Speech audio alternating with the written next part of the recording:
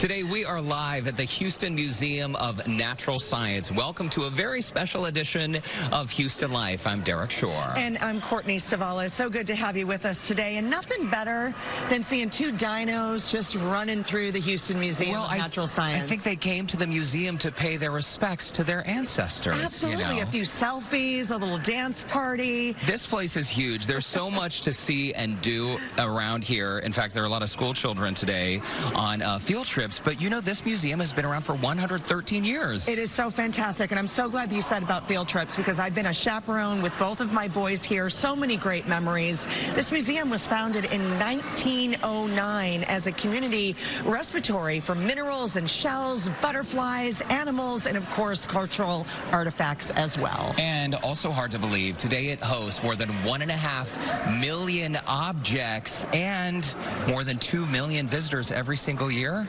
Absolutely. I believe it, because this is such a great place. Of course, Ramsey's, the exhibit that's here, extended through June 19th as well. And if you're a fan of Top Chef, you know that this happened. This was also part of that, this season 19. They were here as well. Yeah, that's true. So listen, my advice is when you book your time here, wear a comfortable pair of shoes and plan on spending the day here. Yeah, and charge your phone, because you're going to want to take lots of selfies. True. And you may have seen the movie Night at the Museum. Well, today it is the afternoon, because Houston Life is here at the museum. Yeah, and we've got your all-access pass around the museum. Dinosaurs, mummies, human bodies, butterflies. Our favorite. Our favorite. We have got it all covered, including some behind-the-scenes areas you likely will not be able to see as a visitor. I cannot wait. We're going to learn some facts you don't know about these dinosaurs behind us. Plus, did you know the museum has a fossil lab right here on site?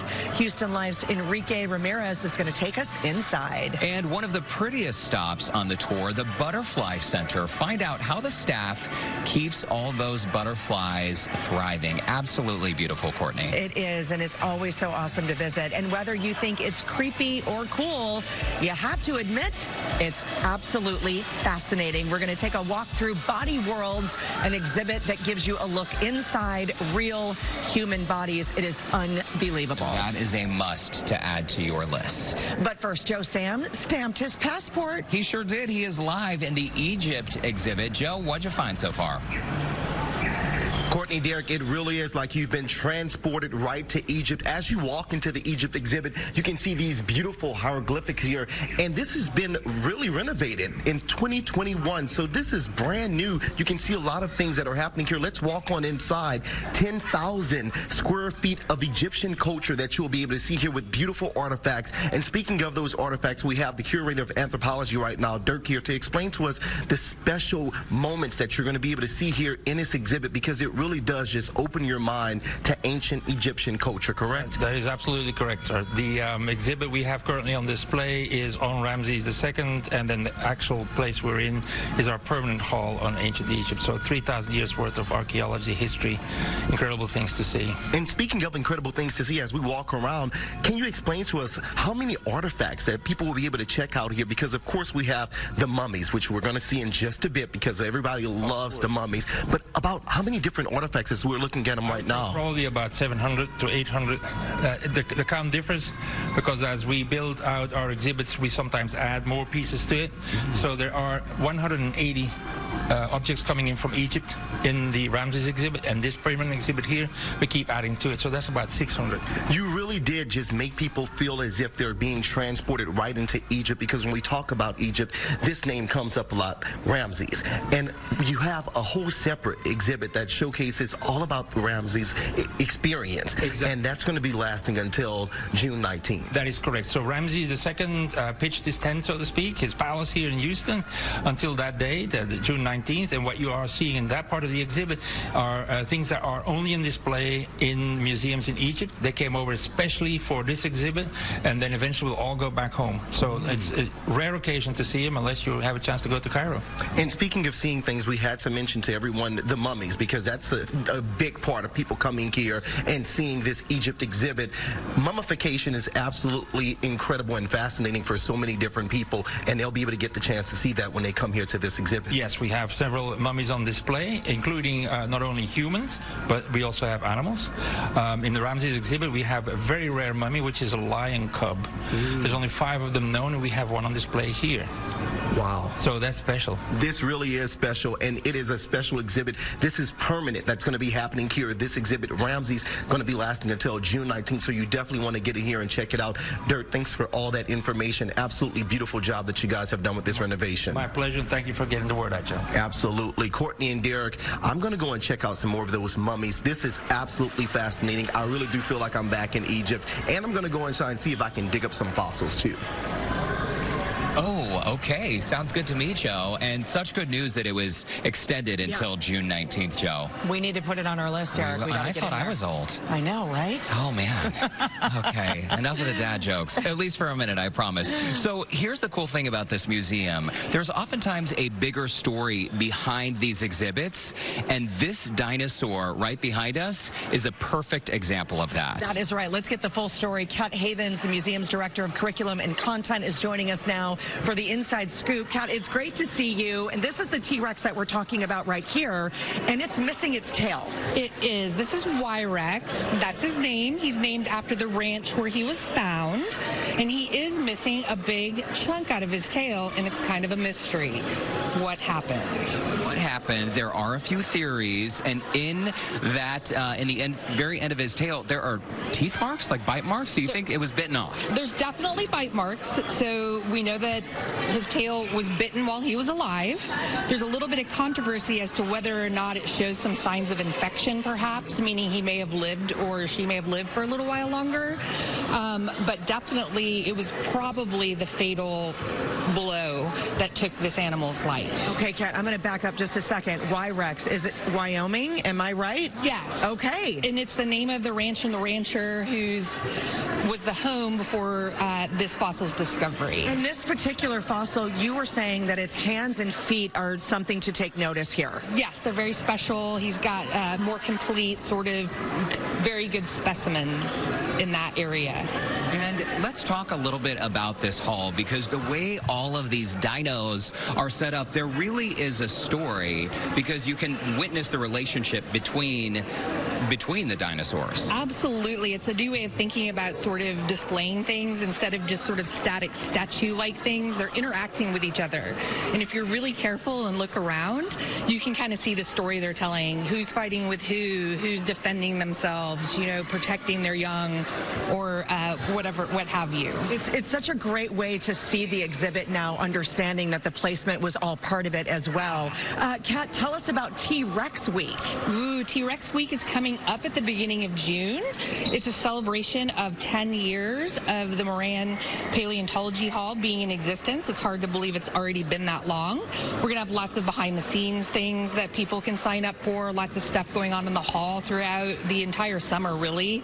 And we're going to have all kinds of cool stuff that people can come in and participate in. All right, Kat Havens, we got to leave it there for now. We still have a million questions for you. Maybe you can answer them after the show. Thank you so much. Thanks. Okay, so you've probably noticed there are a few school children around the museum today, and it's a very popular field trip stop, but not just for young people. Adults like it too. I think I'm going to go and do a bit of exploring on my own, Courtney. Oh, I'm jealous now. And next, it's Houston Life Kids Take Over. Our kids correspondent, Evelyn Moreno, is here. She's getting answers to some questions that kids have about the museum. And also, Joe Sam mentioned earlier something about going to dig up fossils. Well, have you ever wondered what that is like? We're going to find out when we meet the team from the Fossil Lab. That's when Houston Life returns right after this. Don't go away.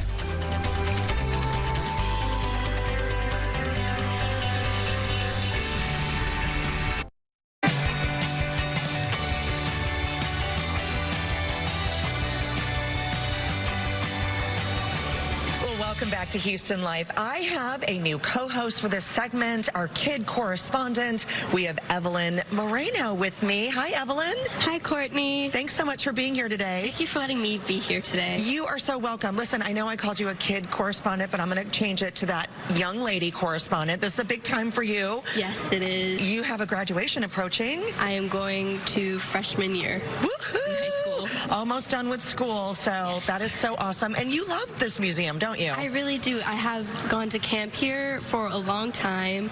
I stopped going, but I remember doing a couple camps here. It was fun. It's a lot of fun. Well, I'm glad that you were able to join me today, and we have some fun things to share with everyone. I'm excited. That's right. All right, well, let's get started. Yes. Well, we also have, we asked some local kids what they wanted to know about the museum, and we have our museum expert, Kat Havens, is here to answer some of those questions. Welcome. It's so great to see you. Hey, it's great to see you guys. I like being called an expert. That's fun. Well, you are. I mean, you've been here at the museum for almost 30 years. If her voice sounds familiar, she's also part of the podcast, but you're also part of the curriculum here, right? Yes, I do. I write classes. I've written for some of the exhibits, all kinds of things. I'm a little bit of an expert on everything, or not an expert, but, you know, I know a lot about what we have here at the museum. All under one roof. Okay, so we've got some questions, right? Yes, we do. All right, well, let's get started. You want to tell everybody at home? Yes, our first two questions come from Creech Elementary and Katie. Awesome. And here's what they wanted to know. My name is Victor. We are in the social class at Creech Elementary. My question is, how can you tell when you find a fossil and not a rock? Oh my goodness, Victor has a really good question. I don't know that either, but how do we know if the fossil is a fossil and not a rock? That is actually an excellent question. It's one we get an awful lot here at the museum. People will sometimes bring in specimens, and one of us will run upstairs to take a look at it. But there are some things that you can use or you can know to kind of help you figure it out. One of them is going to be location, okay? Location, location, location. Where did you find this object that you think might be a fossil? If you found it in Houston proper, it's probably not one. We don't have any sedimentary rocks here, and that's the only kind of rock that we have fossils in. Now, another way you can do, and I brought a little specimen here for you to test this out on, I have a piece of fossil bone. If you want to know if an object is a fossil bone, you can test it by putting it to your tongue. Okay? Okay. Would you like to try that? Yes. It's clean, I promise. Kid correspondent takes one for the just team. touch the tip of your tongue to it. Okay, very good. Oh, I think, excellent. Did you taste something? Did it feel, it's not taste we're looking for, it's texture. Did it stick at all to your tongue? It stick to my tongue a lot. Yeah, and a regular rock won't do that, or usually won't do that. And I've tasted a few bones in my, or fossilized bones in my time. This one's clean, so you were lucky on that one. Thank God. Yeah. Very interesting. Great question, Victor. Yeah, very good question. Okay, our next question is from Miss Steiner's class. My name is Bo. We are in Miss Steiner's class at Creech Elementary. I have a question. Did the Egyptians have scientific studies? Okay, so did Egyptians do scientific experiments? Wow, these questions are pretty amazing. I would say that yes, okay, they did do science, but not in the way that we think about it, okay? We learn about the scientific process, right?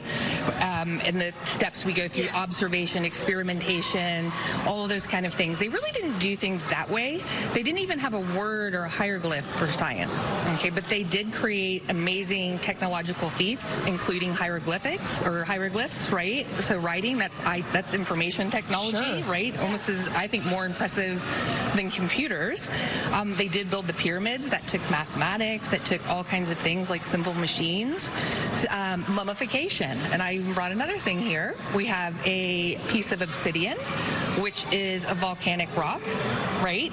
And they would use this to cut the mummy open or cut the body open before they made a mummy to remove the internal organs. Oh my goodness. So they knew a thing or two about biology through that, and they had to learn about how to get those bodies to be preserved. So yeah, I think they did do science. That is really fascinating. Okay, you want to get to our next one?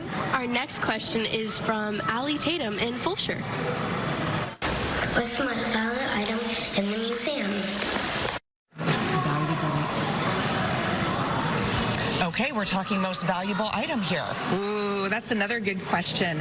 And I'm going to answer that maybe in a little bit of a different way. Okay. What is valuable? Valuable doesn't necessarily mean how much something costs, maybe how rare it is or how interesting it is. And I'm going to pick my favorite rare and interesting and most valuable item here, and that's going to be, we have a cast fossil of Triceratops skin, okay? And we learned an awful lot from it. Like they had proto feathers, little quills that came out, and before that we'd did not know that that was a thing. We thought they were smooth-skinned.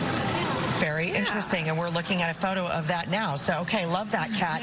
Okay, our next question is from Melody Ramirez in Cyprus. What's the newest insect that you have in the museum? Great question. Next, the newest insect in the museum, newest bug. Okay, newest bug. Okay, awesome. Our newest bug is not an insect. It's an arthropod. It is a scorpion, and they are big scorpions. Okay, I like to call them land lobsters because they're in the same group as lobsters, and that tends to make people laugh. I had to ask permission to make sure that was okay with our bugologists, as I like to call them. But they're pretty big, and you're going to be able to see them here at the museum. And we have a big sea scorpion here in the Paleontology Hall that you can come see as well, even though it's not a true scorpion. Fantastic. Learning something all new here, and also really great questions from our kids as well. Amazing questions. Very impressive. That's great. Well, thank you so much, Ms. Havens, and also answering all the questions today. I love to talk. We love to listen. We do. Thank you so much. And next, Derek is hanging out in the Energy Hall. Hey, Derek, what's happening over there? What's up, Evelyn? Hope you're having a good time. Yeah, I'm up here on the 4th floor in the Energy Hall. It's a little quieter up here right now. I got to tell you, though, this is one of the most fascinating parts of the Houston Museum of Natural Science. And after the break, I'm going to show you a few of my favorite interactive exhibits. Don't go away. Houston Life will be right back.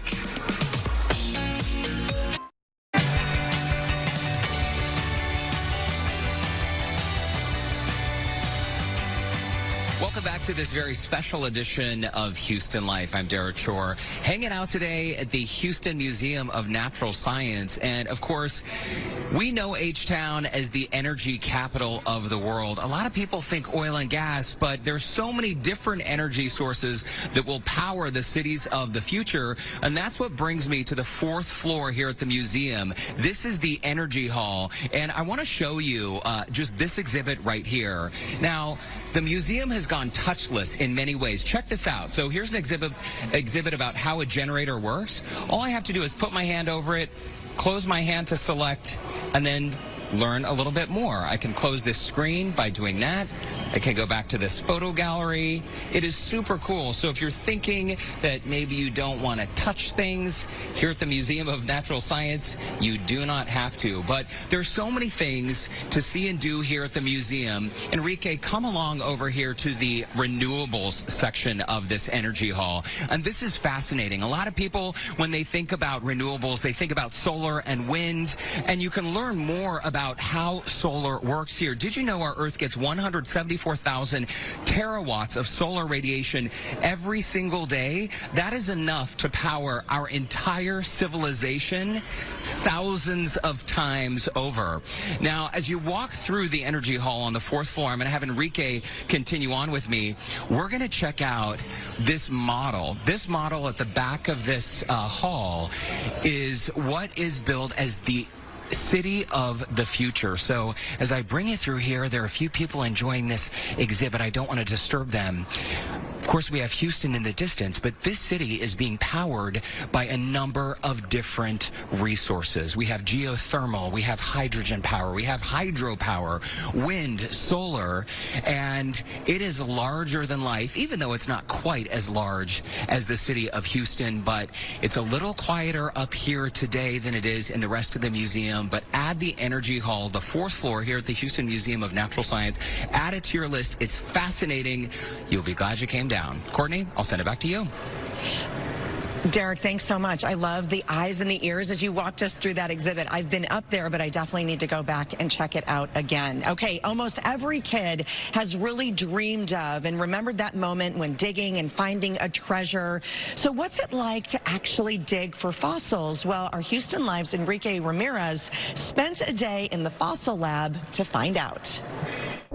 Tucked away behind these monuments of bones is a door, and behind this door, the stains of time are carefully being scraped away to reveal the past. Hi, my name is David Temple, and I'm the curator here at the Houston Museum of Natural Science. This particular room is known as our Fossil Prep Lab. We prepare fossils on display in front of the public. And really, it's kind of exciting because it's like a little media center. So it's cameraed up, it's mic'd up, where people can see what we're working on in real time, right there when discoveries are happening. So when a fossil first arrives, comes to the museum, is this kind of what it looks like when you guys first receive it? No, this is after we've had it. When we first receive it, when we first find it, of course, it's in the field. And you find it there, and you have to dig it up in such a way that you don't wreck it and that you keep track of everything. David and his team of volunteer citizen scientists prepare most of these fossils that were found at a dig site near Seymour, Texas. This site is very famous. It was discovered sort of in the mid to late 19th century, and it's crawling with Dimetrodon, which is a mid to late Permian animal that should probably be the Texas state animal, because some of the best ones in the world come from Texas.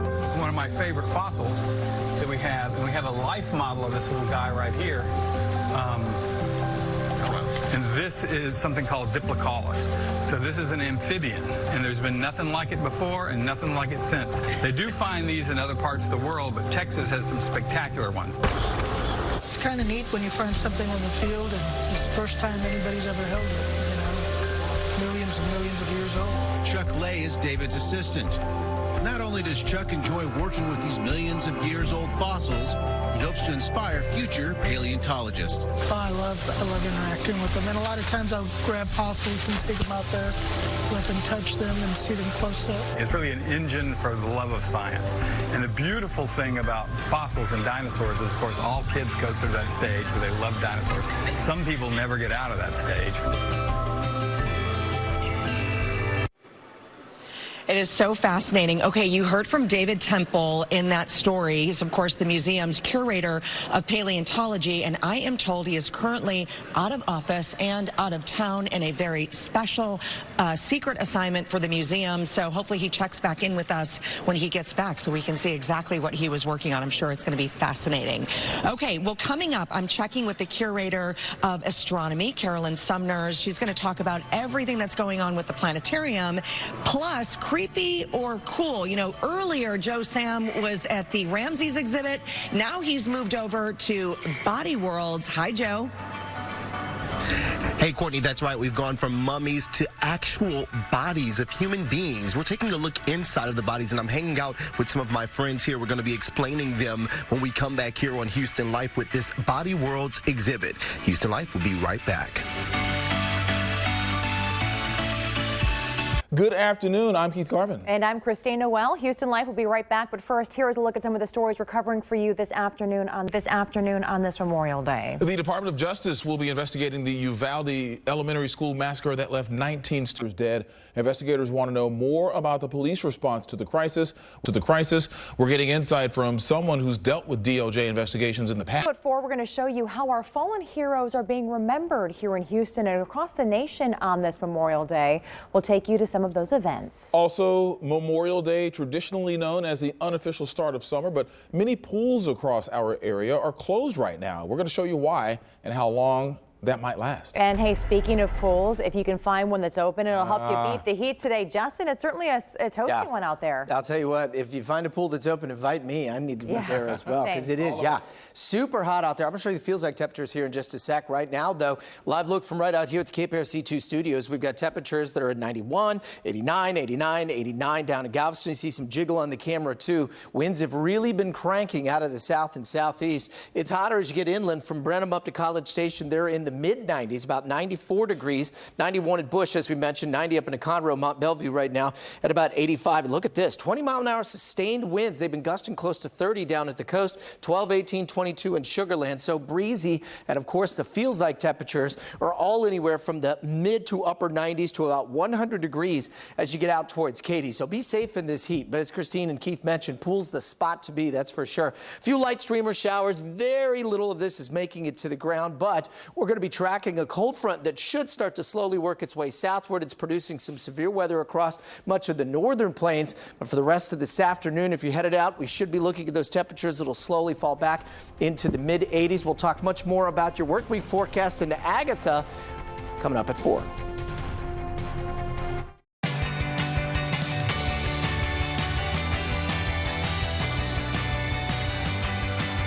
Welcome back to a very special edition of Houston Life, live from the Museum of Natural Science. I'm Derek Shore, along with Courtney Zavala. It is always a great afternoon when we can be out and about, but here at the Houston Museum of Natural Science, such a great spot.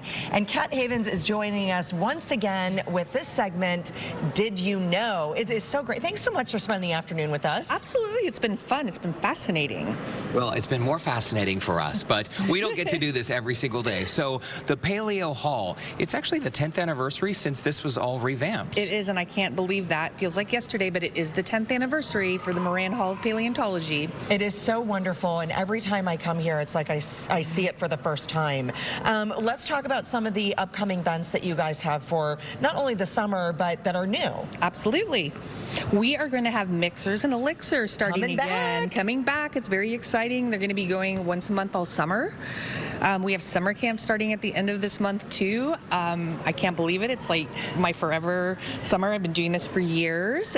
All kinds of campers are going to be parading around our halls, so we're very excited about that as well. And for summer camp, it's really hands-on for a lot of these kids, right? It is. It's totally hands-on for the most part. I mean, either you're doing something experimental with your hands or you're out in the halls experiencing, the best thing we have to offer here, which is our fabulous artifacts and specimens. And Kat, is there a best time of day or week to visit the museum? Earlier today, it was Field Trip Central. It's a little quieter later in the afternoons. It is. And then summer's totally different because we don't have schools. So then I think earlier in the morning is kind of better. It gets busier as we go into the afternoon, but any time is a good time.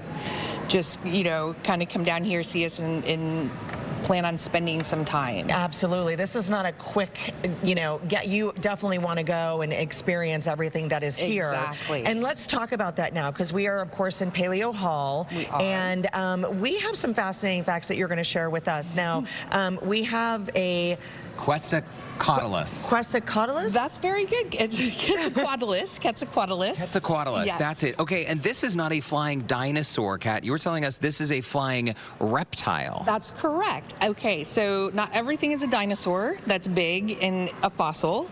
A lot of people think it is, but if it swims in the ocean or in the water, or if it soars or flies in the sky, it is not a dinosaur. So flying reptiles or swimming reptiles. Fascinating. Okay, well, let's talk about this guy up here, because the wingspan, I mean, just the sheer size is really incredible. Enormous. It's my earliest memory from the museum when I was a little girl, actually like maybe 3 or 4 years old. That particular mount was up, and so it is enormous and it is pretty impressive. And this was found in the Big Bend area, is that correct? That's correct. That's correct. That's where a lot of these guys are found. Also in the hall here, there are the remains or the fossil of a giant armadillo, is that right? There is. And that is another fascinating one. I don't think people think about that. Like there's these other animals that were around that are ancient and kind of still exist in some different size today. But that is a jumbo armadillo. And it's over 6 feet long and from our very own Brays Bayou. It is from Brays Bayou. Okay. Can you imagine stumbling across that? Like, what is that? Okay, so you mentioned summer camps. What's the 411 with the summer camps? Because a lot of parents are in this situation. Every year I feel like Courtney and I have the same conversation. Oh my gosh, summer's here? I don't have anything to do for my kids. And she's not alone, but this is a great place to bring your kids for summer camp. It is, and we have 2 locations too, so they can go to Sugarland, the Sugarland location for camp, or here to the main museum. We also have before and after care, so if you're a working parent, it's definitely a great option. And your kids will stay busy, and they're going to be coming home with lots of their projects that they did and a lot to tell you about their experiences here. It is so great. And is there I know it's going to, it almost sounds like I'm asking you to pick your favorite child, but is there one of your spots here that you just love and have to just brag about all the time? Oh, my favorite hall? Or my favorite, yes, absolutely. I get my energy, and I love the ancient Egyptian hall. So great. I really love it. I almost feel like you can kind of get transported back, and there's sort of a smell to me, even like just history and wonder. 26 years and counting. Hey, before we let you go, Kat, young kids, older kids, I mean, we've seen all ages at the museum today, and even the youngest visitors seem to enjoy it. They do. They do. The dinosaurs especially. We have the hands-on exhibit on the second floor, the cabinet of curiosities where there's drawers they can pull open, they can touch, which is, you know, something kids, well, and adults, to be honestly, like to do. So that's a really great spot for them too. But yeah, all ages. Well, we appreciate it. It is so fun to come here, and glad that Mixers and Elixirs are back to have some fun here in the grounds of the museum. Dancing and with the dinosaurs. I love, it's my favorite thing. Cheers to that. Kat Havens, thanks so much for hanging out with us today. Thank you guys. Great Giving to us see our you. special tour. Well, Joe Sam has moved over now to Body Worlds. Yeah, Joe, what's everyone saying about it over there? Courtney and Derek, a lot of people that are coming here to the Body Worlds exhibit are both fascinated and interested in what you're seeing here. It really takes you inside of the human body. As you can see, several artifacts that they have here, preserved human specimens, but these are inside of the body pieces that you can see. The spine, scoliosis, which is one of my spelling words that I had back in school, completely didn't get that right at all. And as we walk on through, you can see a lot of the different things that you're seeing here. These are just muscles inside of the body. And then when we come over here to this artifact, this is the nervous system. So it really teaches you a lot about what we have inside of our body, as we are seeing over 100 plus different artifacts within this exhibit. And a lot of people that are coming to the exhibit, they are also a little creeped out because some of these things are a little realistic. And we're seeing some visitors here right now. Can you guys tell us your names? I'm Siobhan. I'm Sabrina. And what do you think so far about the Body Worlds exhibit? I think it's pretty cool. As an artist, it helps me kind of understand how the body's supposed to move. Yeah, I really like it. I think there's an artistic element to it that not a lot of things in the museum have. It's showing, instead of being completely freaky, it's showing us a lot of art as well. Now, I got a little close to one of these artifacts here, and it's so realistic because you can see the real eyes. Some of the things are really preserved very well. Looks like they're just going to say, hey, who are you looking at? That's what I feel like is going to happen. But you guys feel like this is more artistic rather than creepy. Yeah, definitely. I think this kind of stuff is really cool. Yeah, for sure. I mean, I love it, seeing stuff like this. I know that sounds weird, but... Perfect. Well, I'm going to let you guys get back to checking out this exhibit. We really do thank you guys for giving us that information. You can see very, very pleased exhibitors that are coming out here, different people that are coming to check out this exhibit are really enjoying it here. Fascinating stuff that you can see when you come out here, and it's going to be happening until Labor Day weekend, so you want to make sure you come and see all what you can at the Body Worlds exhibit. For right now, we're going to send things back to you. And when we come back, if these two could talk, can you imagine the stories? We'll get the details on two pieces that have a long history with the Pope. And we're getting an inside look at the Butterfly Center. Houston Life will be right back.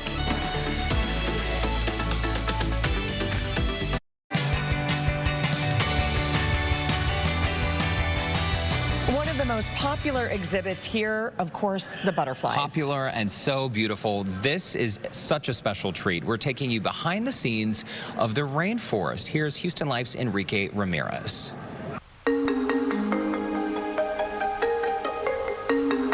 It's really a peaceful place to be. This is such a unique experience. It's a tropical facility. You could basically go to the rainforest without even leaving Houston. Lauren Davidson is the manager at the Cockrell Butterfly Center here at the Houston Museum of Natural Science.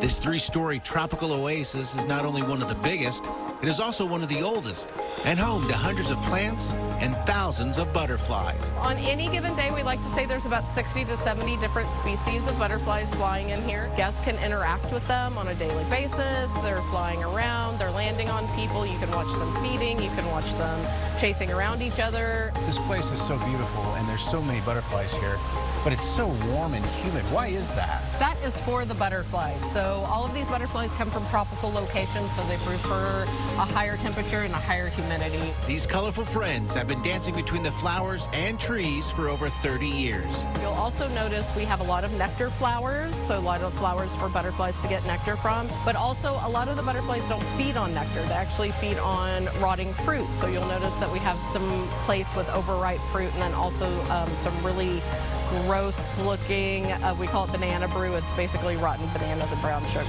But before these butterflies can spread their wings, they start here. In the chrysalis lab, where you can watch them grow from the chrysalis stage to when they hatch. This butterfly right here just emerged out of its chrysalis, so its wings are still pretty folded up and full of fluid. So they still need time to open up and dry up. Now when their wings do dry up, the butterflies are collected, put in a little basket, and taken to the butterfly center, where they are released. That was Houston Life's Enrique Ramirez. Enrique, thanks so much for that. Now for a closer look inside the Gem Hall. Now, this place is incredible, the Lester and Sue Smith Gem Vault. This gallery houses a 1,869 carat emerald crystal. That's right, you heard that correctly, 1,869 carats. Considered by many to be the finest in the world, the emerald is the largest ever to be recovered in North America.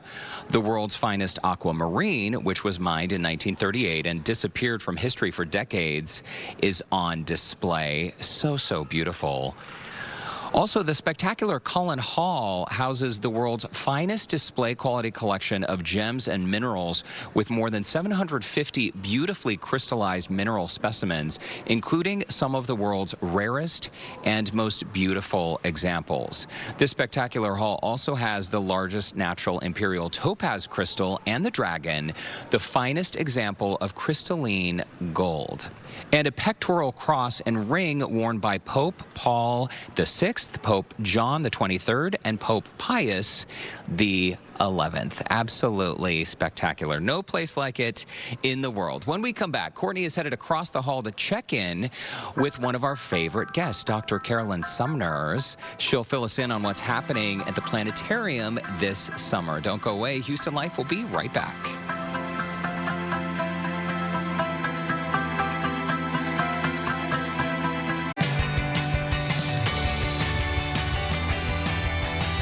Welcome back to Houston Life, everyone. I have moved. I'm still here at the museum, don't worry, but I have moved over to the Planetarium, and I know I'm in really good hands. We have Dr. Carolyn Sumner. I'm so glad you're here. I am too, and you know, you're usually in our studio, but thank you so much for bringing me to your home today. You need to be here. I love it.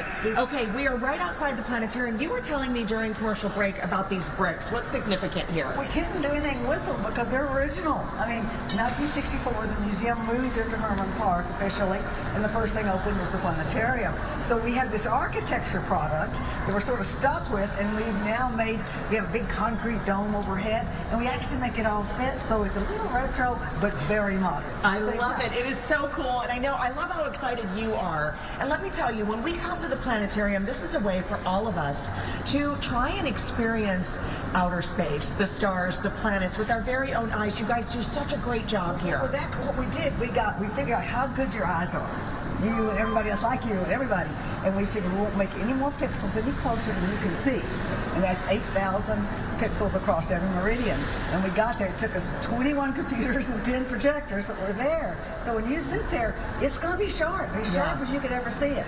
And that makes the shows, all the different shows. That is so great. And we have all the movie posters here, all the shows that we can see, and this is what's currently showing. We show a different show every half hour, so if you say, I want black holes, if it's not showing now, it'll be showing in 2 hours or so. You know, just hang in there. Right. Stars of the Pharaohs, you know, with Ramses. Yes. And there's marvelous stuff here, what they did. Now, we made that ship.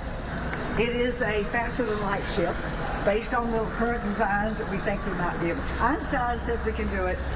Engineers say you're crazy, but that's okay. So we made that, and we need it to talk about, are we really alone? Could the aliens get here? Could we get there? Find out. Man, that's very timely for what's been in the news lately. I know. We show some of those UFOs. Okay, and then what is this one? Well, this is very different. It's called Mesmerica. We do it at night, and it's very melodic. Okay. And very calming. And you sit there and then meditate, and it's really very cool. I love it. I don't do it real well, but a lot of people do. That's one thing we could learn, Dr. Sumners, is learn how to sit down and chill for a minute. Something tells me you don't do that very often. Not near enough. I know, but listen, the AC is pumping in here. It's a great place to come in and tour. Let's take us a little bit. So if we want to walk on the moon or see what those steps look like on the moon, we've got that right here. We do stuff from Apollo, but we do something even better called Forward to the Moon.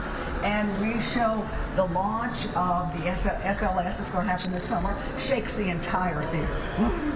Then we show the where we're going to land. We show what the astronauts are going to do.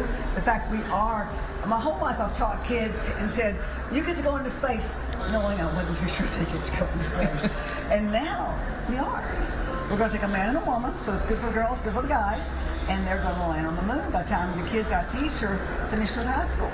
You know, it's so fantastic, and that's what I love is, you know, when we think of outer space, right, we think of something we can't experience, but this allows us here at the museum to be able to find that passion, right? Yeah, we'll get you good and busy. Well, let's talk about what's to come for summer. I know that there's lots of camps, but there's so much here in the museum for us to, and our kids to really enjoy as well for the planetarium. We're offering 2 new shows. We have right now, if you listen carefully in the background, we have Dark Side of the Moon playing. Yes. And you have to be sure to know you're not seeing the moon, you're seeing Pink Floyd. But we also are going to do Rock On this summer with some Led Zeppelin and other music like that. And we're going to experiment and see if there's a real market for it, because we love it. And it's kind of, this my age.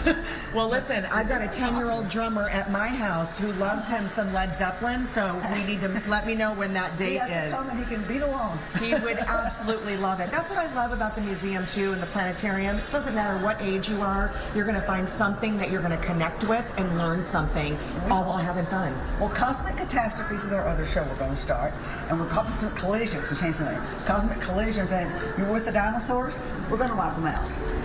And we're going to talk about all the things when intersections happen in space, things happen.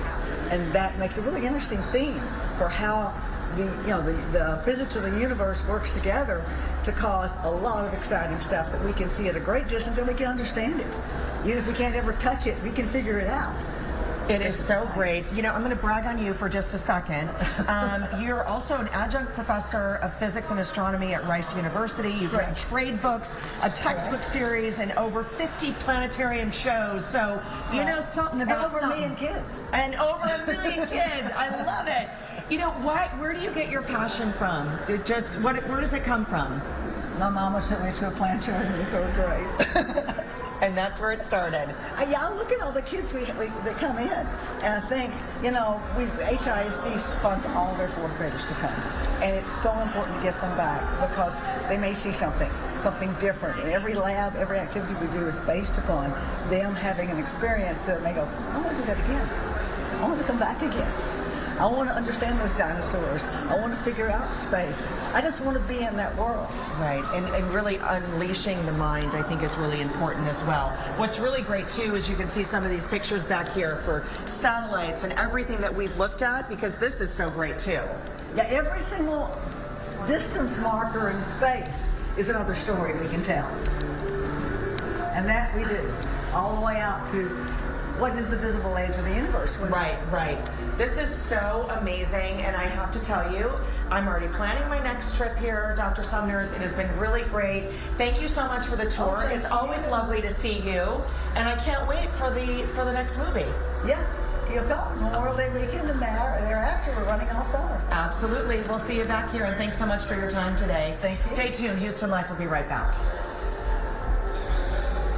What an incredible afternoon. Listen, we love taking Houston Life on the road, but I have to tell you, this by far was one of my favorite backdrops for the show. Same, and you know, it brings back so many great memories from when I was, you know, a few years younger. I was obsessed. A young lad. I was obsessed with dinosaurs as a kid, and this is one of the best displays you can find in the United States. Also, from the butterfly exhibit to the Sue and Lester Smith gem vault. I have to look at my paper. This emerald crystal, 1,869 carats. So you think of like a 5-carat diamond ring. That's big, right? 1,869 carats. Pretty incredible. It really is. That entire exhibit is breathtaking, just like everything walking through here. Listen, summer camps are open now, so check out the registrations. I'm so excited that Mixers and Elixirs, so you can have a cocktail, you dance with the dinosaurs. That's happening through August as well. So you can't have a better party and a better background than we are here at the Houston Museum of Natural Science. Yeah, and so much fun to be had. Also, so many cool things to learn. My recommendations, next time you're at the Museum of Natural Science, you got to go up to the 4th floor Energy Hall. You heard me chatting about it earlier. It is fascinating to learn a little bit more about how the cities of the future will be powered.